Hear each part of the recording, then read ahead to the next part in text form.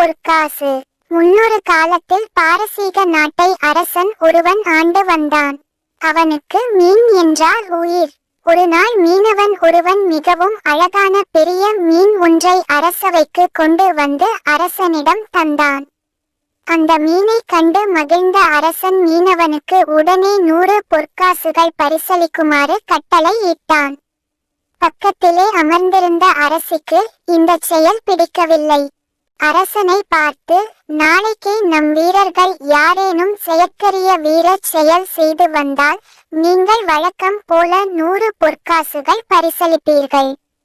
ஆனால் பரிசு பெறுபவன் ஒரு மீனவனுக்கு கொடுத்ததைத்தானே அரசர் நமக்கும் தந்துள்ளார் என்று நினைப்பான்.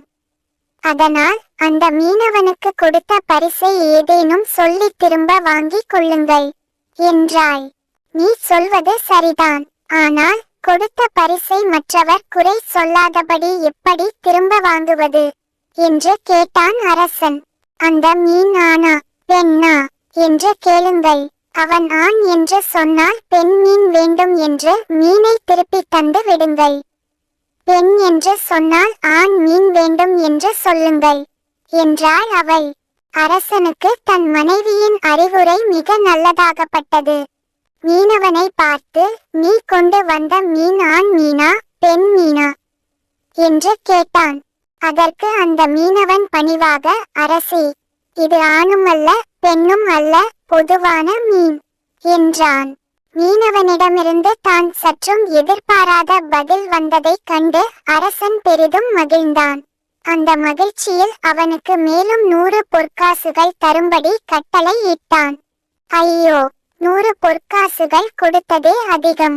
அதை திரும்ப வாங்குங்கள் என்றால் மேலும் 100 பொற்காசுகள் தந்துவிட்டீர்களே என்று கோபத்துடன் சொன்னாள் அரசி. நான் மகிழ்ச்சி அடையும் போதெல்லாம் 100 பொற்காசுகள் பரிசு தருவது வழக்கம். இப்போது அவன் சொன்ன பதிலால் மகிழ்ச்சியடைந்து அவனுக்கு பரிசு தந்தேன்.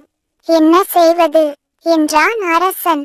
2 பொற்காசு பைகளையும் பெற்றுக்கொண்ட மீனவன் அரசனை வணங்கி விடை பெற்றான்.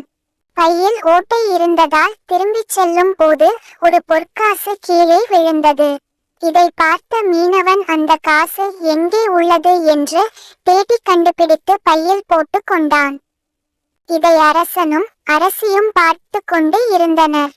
உடனே அரசி, நீங்கள் அவனுக்கு 200 பொற்காசுகள் பரிசு தந்தீர்கள்.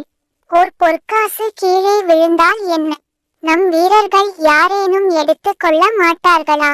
இவ்வளவு பேராசை அவனுக்கு. இதையே காரணமாக காட்டி அவனுக்கு கொடுத்த பரிசை திரும்ப வாங்கிக் கொள்ளுங்கள் என்றாள். அரசனுக்கும் தன் மனைவி சொன்னது சரி என்றே பட்டது. மீனவனை அழைத்து, கீழே விழுந்த ஒரே ஒரு காசை ஏன் அவ்வளவு கடினப்பட்டு தேடினாய்?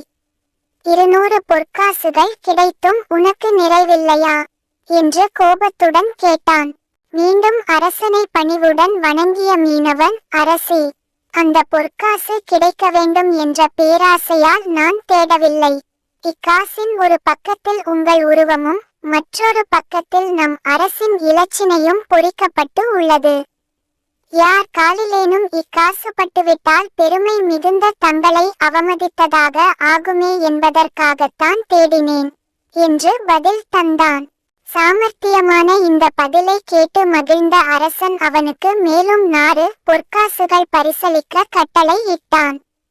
இதை கண்ட அரசி, இதற்கு மேல் ஏதாவது யோசனை கூறினால் மேலும் பல பொற்காசுகளை இழக்க வேண்டியிருக்கும் என்று எண்ணி வாயை மூடிக்கொண்டாள்.